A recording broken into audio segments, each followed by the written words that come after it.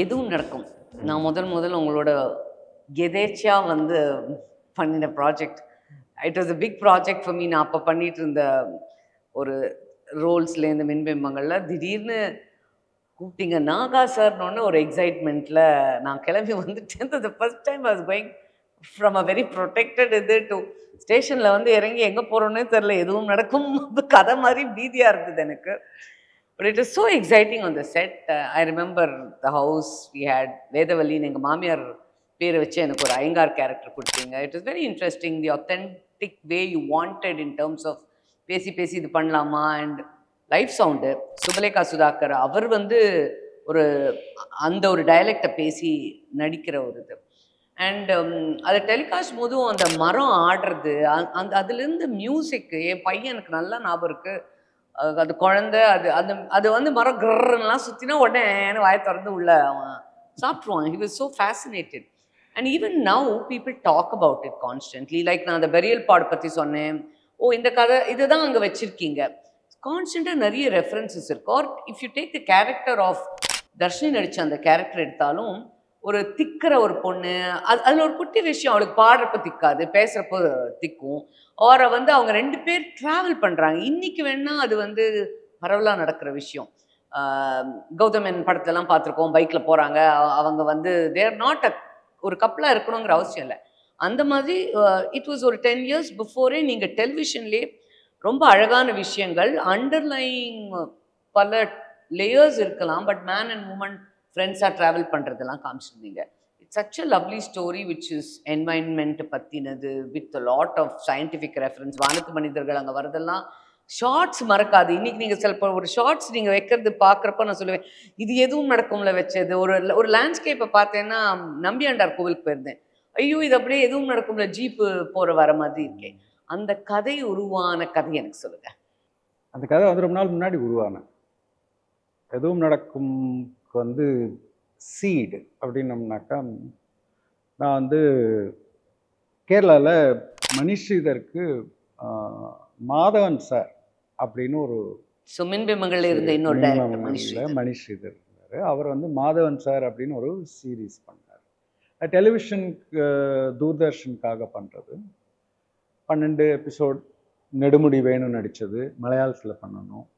So அங்கே திருவேண்டத்துலேயே போய் அங்கேயே லொக்கேஷன்லாம் பார்த்து நான் வந்து சினிமாட்டோகிராஃபராக ஷூட் பண்ணிகிட்ருக்கேன். அப்போது என்னுடைய மனைவி அங்கே வந்தாங்க. ஓகே, திருவனந்தபுரத்துக்கு வந்து என் கூட கொஞ்ச நாள் இருக்கணும். லாஸ்ட்டில் ஷூட்டிங் முடிகிற கட்டத்தில் வந்துட்டு ஒரு 2-3 நாள் இருந்துட்டு வந்துடுவோம். அப்போ கன்னியாகுமரி போகணும். கன்னியாகுமரி போகும்போது வழியில் சுச்சீந்திரம் போகணும். சுச்சீந்திரம் கோயிலுக்கு போகணும். போனாக்கா அங்கே இருக்கிற டெய்ட்டியோட பேர் வந்து தானுமாலயம். ஓகே, அது என்ன அப்படின்னு அங்கே இன்ட்ரெஸ்ட்டு. எனக்கு அந்த கோயிலுடைய சிற்பங்கள்லையும் அதெல்லாம் இன்ட்ரெஸ்ட் இருக்கிறதோட இந்த பேர் வந்து இன்ட்ரெஸ்டிங்காக இருந்தது. தானுமால் அயன் அப்படின்னும் போது லைக் இன்னும் சிவா, விஷ்ணு, பிரம்மா அப்படின்னு சொல்லி அங்கே வந்து 3 பேரும் இருக்காங்க, திருமூர்த்திகள் இருக்கக்கூடிய இடம் அப்படின்னு சொல்லிட்டு ஒரு மரத்தை காட்டினாங்க. ஓகே, அந்த மரத்தில் வந்து அது என்ன நம்பிக்கையிலையோ தெரியல, பிரம்மாவை கீழே போட்டிருந்தாங்க. பிரம்மா, விஷ்ணு, சிவன் அப்படி போட்டிருந்தாங்க. ஓகே, அது வந்து எனக்கு கொஞ்சம் உறுத்துச்சு. ஒரு மரத்தை வந்து உருவகப்படுத்துகிறோம் அப்படின்னும் போது இந்த கிரியேஷன், சஸ்டெனன்ஸ் அண்ட் டெத்துன்னு சொல்கிறத விட மாற்றம், இந்த பிறவியிலிருந்து இன்னொரு பிறவிக்கு மாற்றுபவர் தான் சிவன். ஸோ இந்த பிறவியை முடித்து அடுத்த பிறவிக்கு கொண்டு செல்பவர் அப்படின்றதுனால தான் அவர் வந்து சுடுகாட்டில் இருக்காரு. அது இதுன்றதுலாம் வரும்போது எனக்கு அந்த இது உறுத்துச்சு. இன்றைக்கும் நீங்கள் சுச்சீந்திரம் போனீங்கன்னாக்கா பிரம்மா கீழே தான் இருப்பார். நீங்கள் சொல்லி நான் போய் பார்த்துட்டேன். சாரா, ஷெரீன், என் ஃப்ரெண்ட்ஸ் எல்லாம் வேறு வந்தது பார்த்தாங்க. ஸோ இந்த 3 வந்து இப்படி இருக்கணுமா அல்லது தலை கீழே இருக்கு, சிவன் கீழெல்லாம் இருக்கணும் அப்படின்ற ஒரு தாட். அதாவது ஒரு மரம் அப்படின்றது வந்து என்றைக்குமே நமக்கு வந்து ட்ரீ ஆஃப் லைஃபு அது இதுன்ட்டு நம்ம எல்லா மித்தாலஜிலையும் வந்து அந்த மரத்துக்கான ஒரு முக்கியத்துவம் இருக்குது.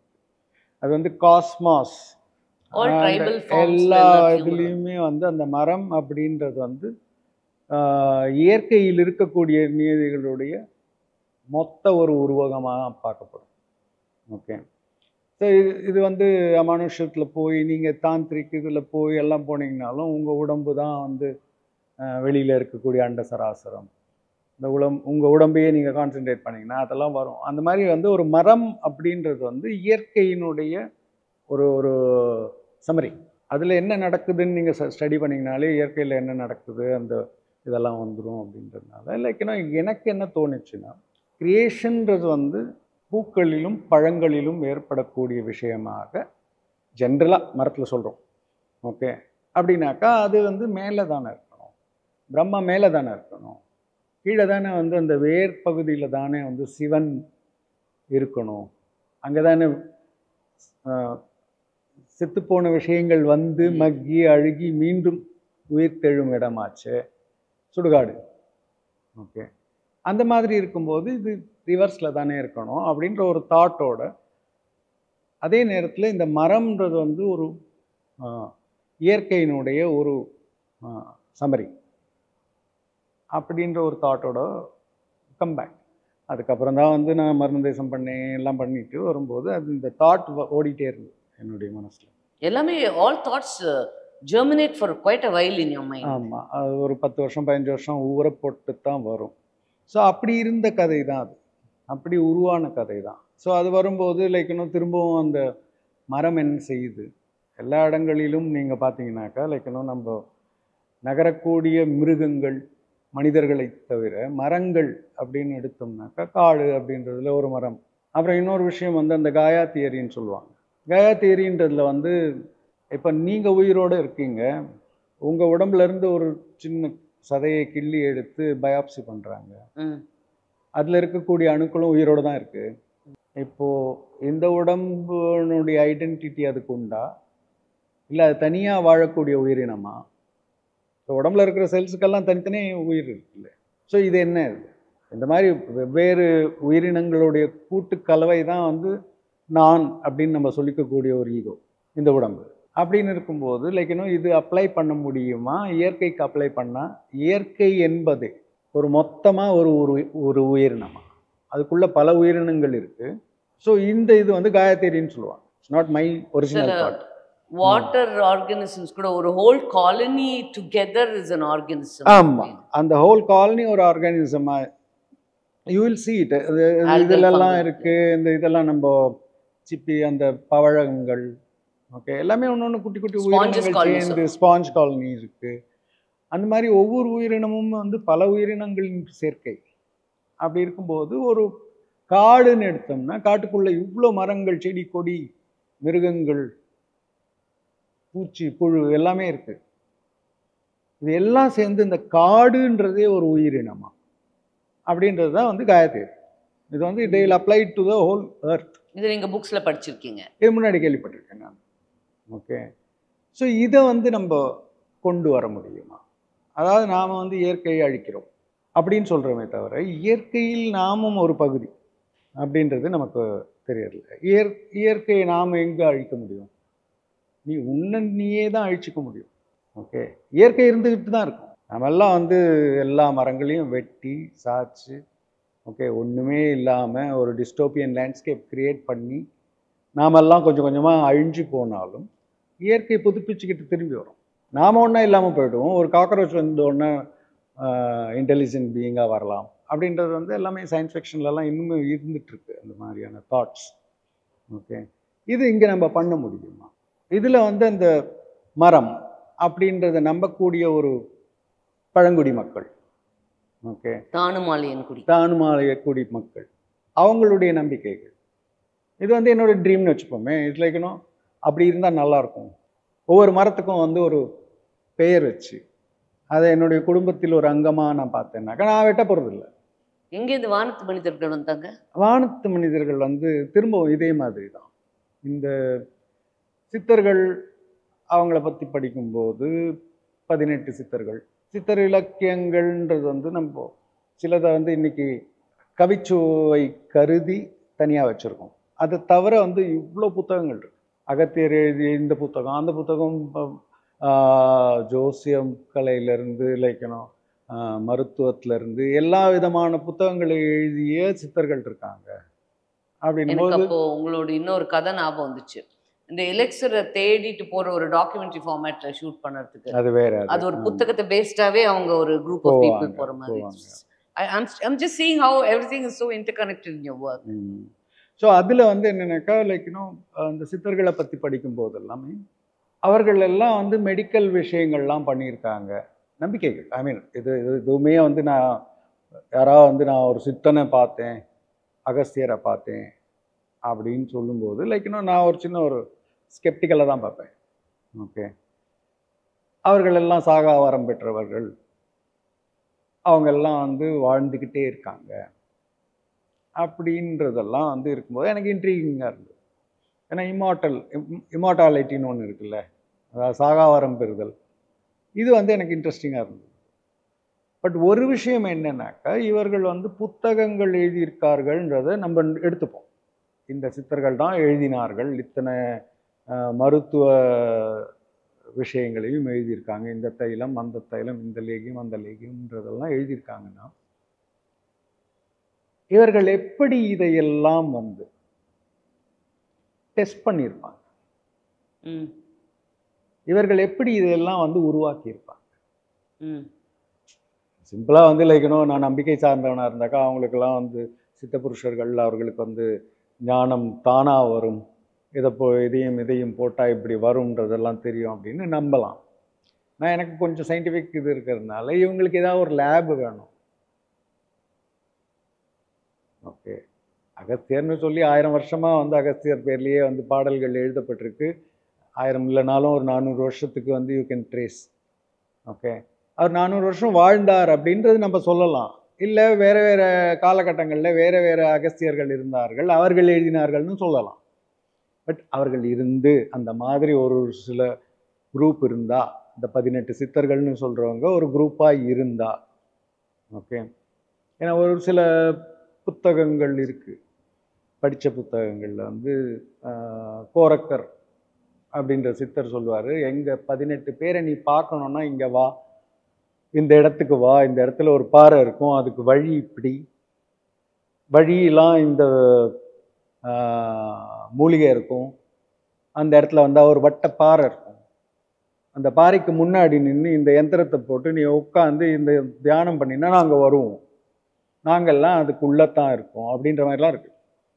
ஓகே, ஸோ இந்த மாதிரி ஒரு குரூப்பாக இருக்காங்க அப்படின்றதையும் ப்ரிசியூம் பண்ணிக்கிட்டு, okay, given that they all exist, 18 பேர் அவங்க வந்து இருக்காங்க அப்படின்னாக்கா, ஒரு மனிதன் வந்து ஒரு இமார்டாலிட்டி வச்சு என்ன பண்ணுவான், என்ன பண்ண முடியும்? I should be doing something useful for the people. Okay, இல்லைனாக்கா like they can become anything அப்படின்னாக்கா லைக் தே கேன் ஜஸ்ட் ஒரு பாயிண்ட்டுக்கு அப்புறம் போர் அடிக்குமோன்னு தோணுச்சு. With immortality you will start getting bored. So அப்போ வந்து இவங்கெல்லாம் வந்து ஒரு சயின்டிஃபிக்கான விஷயங்கள் சிலதையும் வந்து டெவலப் பண்ணிக்கிட்டே இருக்காங்க. ஏன்னா human beings have a tendency to like go for development of or betterment of their life, either their life or others life. So இந்த சித்த புருஷர்கள் வந்து இந்த மாதிரி ஒரு இடத்துல இருந்து அவங்க வந்து இதெல்லாத்தையும் வந்து ஒரு காடு, அந்த காட்டு அப்படின்னும் போது சில காடுகளுடைய மித்தாலஜி எல்லாம் இருக்குது. சிவபெருமான் வந்து அம்மனமாக வந்தாருன்னு ஒரு கதை இருக்குது தெரியுமா?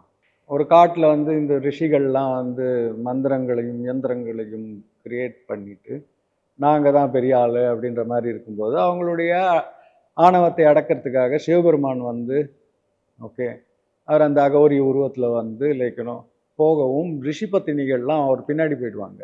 அப்புறம் இவங்க வந்து அவங்களுடைய மந்திரத்தினால வந்து ஒரு யானை அனுப்புவாங்க, ஒரு இதை அனுப்புவாங்க, அதை அனுப்புவாங்க, எல்லாத்தையும் கொண்டுடுவார் அவர். அப்புறம் ஃபைனலி தே வில் ரியலைஸ் இல்லை நமக்கு மேலே ஒரு கடவுள் இருக்குது அப்படின்னு தே வில் கம் டு அது. அந்த மாதிரி ஒரு கதை ஒன்று இருக்குது நம்ம மித்தாலஜியில். அவங்கெல்லாம் ஒரு காட்டில் இருந்தாங்க, ஒரு காட்டில் இருந்து இதெல்லாம் பண்ணாங்க. அந்த காட்டுக்குள்ளே இருந்து தே டிஸ்கவர்டு மந்திரங்களும் அந்த இதெல்லாம் பண்ணும்போது அப்படின்ற மாதிரி ஒரு இமேஜ் இருந்ததுனால அதை அப்படியே கொண்டு வந்து இப்போ இந்த சித்தர்கள் இருந்தாங்கன்னா அவங்களும் காட்டுக்குள்ளே இருந்து பண்ணலாமே, இந்த மாதிரி பண்ணிட்டு இருந்தால் எப்படி இருக்கும்? அந்த இடத்துக்கு பேர் தானுமாலையின் குடின்னு வச்சு அவங்க அங்கங்கே தோன்றுவார்கள். பட் காவி உடையில் வரமாட்டாங்க. எதுக்கு ஒரு அடையாளம் தேவை அவங்களுக்கு? ரோட்டில் போகிறோம், ரோட்டில் போகும்போது யாரோ ஒருத்தரை பார்க்குறோம்.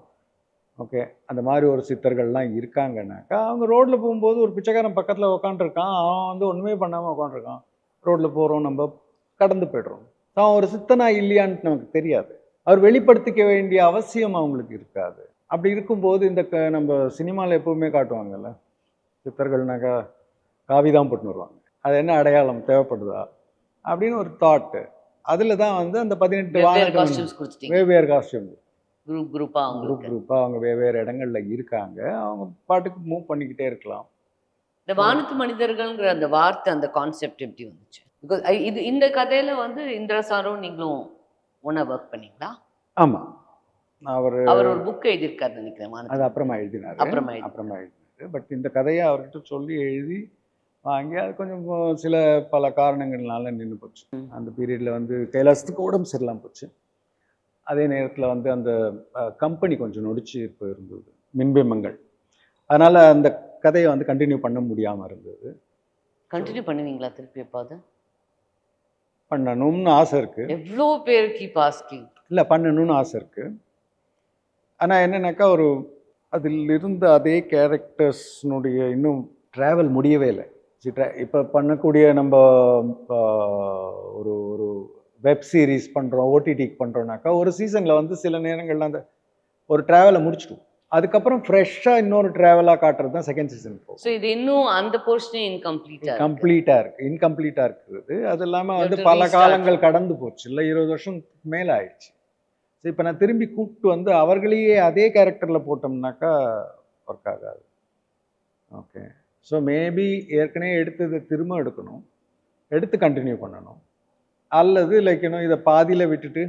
So what or your thoughts on இப்போ வந்து இளையராஜா சார் பேசுகிறப்போலாம் யாருக்கு எதில் ரைட்டுன்னு எல்லாம் இருக்குது. உங்கள் கதைகளை பார்க்குறப்போ வந்துட்டு I'm seeing so much of trauma there.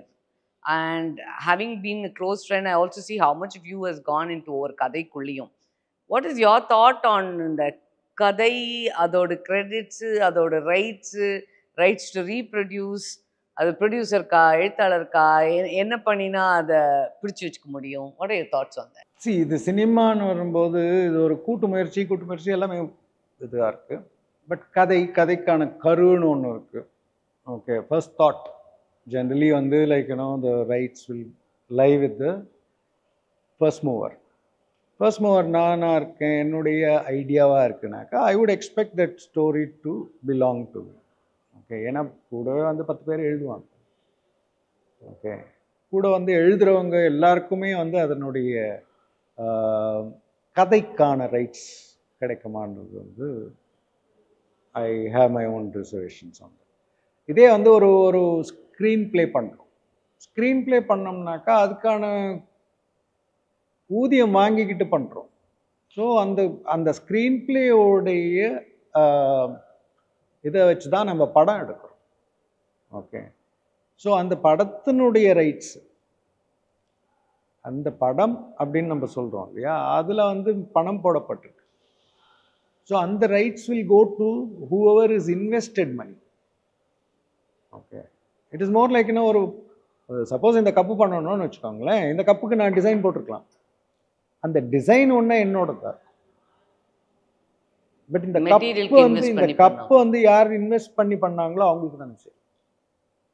Okay, so நீங்க உங்க கதைகளை பப்ளிஷ் பண்ண மாட்டேங்கிறீங்க, ஸ்க்ரீன் பிளேயாவோ இல்லை கதையாவோ? எனக்கு வந்து இந்த ஸ்க்ரீன் பிளே அப்படின்றது ஒன்று இருக்கு இல்லையா, அது வந்து ஒரு பிள்ளையார் சொல்லி தான்.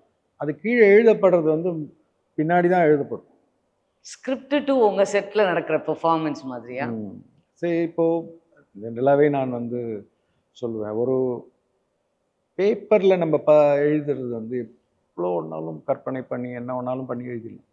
இப்போ நம்ம 2 பேர் பேசிகிட்டு இருக்கோம் இல்லையா, இதே வந்து ஒரு கதையில் வந்து நான் வந்து ஒரு காட்சியாக வச்சுருக்கேன்னு வச்சு, அப்போ கற்பனை பண்ணும்போது நான் வந்து இது எங்கே நடக்குது அப்படின்றத கற்பனை பண்ணுவேன். எந்த மாதிரி சேரில் உட்காந்துருக்காங்கன்னு கற்பனை பண்ணுவேன், எந்த மாதிரி கப் வச்சுருக்காங்கன்னு கற்பனை பண்ணுவேன். ஆனால் ரியாலிட்டின்னு ஒன்று இருக்குல்ல, நான் அங்கே வரும்பொழுது என்ன கிடைக்குது, சில நேரங்களில் வந்து அந்த செட்டுன்னு ஒன்று இருக்கு இல்லையா, செட்டு வந்து நான் கற்பனை பண்ணதுக்கு மீறியும் கிடைக்கலாம். இந்த இது ஏன் கற்பனை பண்ணி ஒரு காட்சியாக எழுதுறேன்னாக்கா அதில் வந்து இந்த கண்ணாடி இருக்காது. இந்த கண்ணாடிக்கு பின் கண்ணாடியில் தெரியக்கூடிய அந்த சிட்டி வந்து நான் கற்பனை பண்ணியிருக்க மாட்டேன். இப்போ இந்த மாதிரி ஒரு லொக்கேஷனை கொடுத்து இங்கே எடுங்க அப்படின்றதும் இல்லை, இந்த மாதிரி லொக்கேஷன் வந்து பார்க்கும்போது இந்த மாதிரி இருக்குன்னு தெரிஞ்ச உடனே இதையும் நான் உபயோகப்படுத்திக்க விரும்புவேன். ஆஹா நல்லா இருக்கு, இது என்னுடைய ஸ்கிரிப்டில் இல்லை ஆனால் இங்கே இருக்குல்ல, அதுக்கு ஏற்ற மாதிரி ஷார்ட்ஸ் மாறும். I've often noticed உங்கள் பெர்ஃபார்மன்ஸில் நீங்கள் சொல்கிற இந்த விஷுவல் இதெல்லாம் தவிர்த்து நீங்கள் பெர்ஃபார்மன்ஸ் ஆஸ் அ டைரக்டர் வாங்குறப்போ நான் வெர்பல் கம்யூனிகேஷன் பற்றி நினச்சிருக்கேன். அண்ட் சிலப்போ எனக்கு வந்துட்டு தோணும், ஒரு டைரக்டர் அதெல்லாம் கொடுத்தான்னா இன்னும் ஸ்கிரிப்டில் சொல்கிறது ஒன்று, பட் வேறு என்னெல்லாமோ அதில் எதுவும் நடக்கும். வேத வழியாக இருக்கிறப்போ அந்த அடுக்கில் இல்லை, அந்த கிச்சனில் ஒர்க் பண்ணிட்டு பண்ணுறப்போ வர விஷயங்கள் ஒரு வேறு ஏதோ. இப்போ நம்ம 5ஆம் வேதம் நீங்கள் ஷூட் பண்ணுறப்போ அந்த கேரக்டர் வந்து அது கண்ணில் எங்கே ஷிஃப்ட் ஆகி எவ்வளோ வந்துச்சுங்கிறதுல அவ்வளோ டிஃப்ரென்ஸ் வந்துட்டு இருந்தது. ஸோ ஸ்கிரிப்டை தவிர்த்து நீங்கள் பண்ணுற விஷயங்கள் அங்கே நிறையவே இருக்குது. ஸோ அதை ரிவர்ஸில் எடுத்து பப்ளிஷ் பண்ணால் கூட ஐ திங்க் இட்ஸ் பெரும்பாலான ஸ்கிரிப்ட்ஸுன்னு நமக்கு இப்போ கிடைக்குது இல்லையா, ஆன்லைன். தமிழில் கிடைக்கிறது இல்லை, பெருசாக இல்லை, போடுறது இல்லை. நிறைய வந்து ஸ்கிரிப்ட்ஸ் ஆன்லைன் ஃபார் ஹாலிவுட் படங்களுக்கெல்லாம் கிடைக்குது. பெரும்பாலும் 99% மேலே கிடைக்கிற ஸ்கிரிப்ட் வந்து ஷூட்டிங்க்கு முன்னாடிய ஸ்கிரிப்ட் கிடையாது. படம் எடுத்த பிறகு நாம் வந்து டப்பிங்காகவோ அல்லது சென்சாருக்காகவோ மீண்டும் எழுதுவோம். அந்த போஸ்ட் ப்ரொடக்ஷன் ஸ்கிரிப்ட் ஒன்று இருக்கும், அதுதான் கிடைக்குது. அப்போ அதை படிச்சுட்டு அடடா எழுதினது போலவே எடுத்திருக்காங்களேன்னு நம்ம நினைக்கிறது வந்து தப்பு. எழுதினது போலவே எடுக்கிறதுன்றது வந்து உங்களுக்கு வந்து இன்னொரு உலகம் இருந்தால் நீங்கள் உருவாக்கி அங்கே எடுக்கணும், நீங்கள் கற்பனை பண்ண மாதிரி. ஓகே, அதில் உங்களுடைய நடிகர்கள்லேருந்து எல்லாரையும் நீங்கள் அங்கே கொண்டு போய் உட்கார.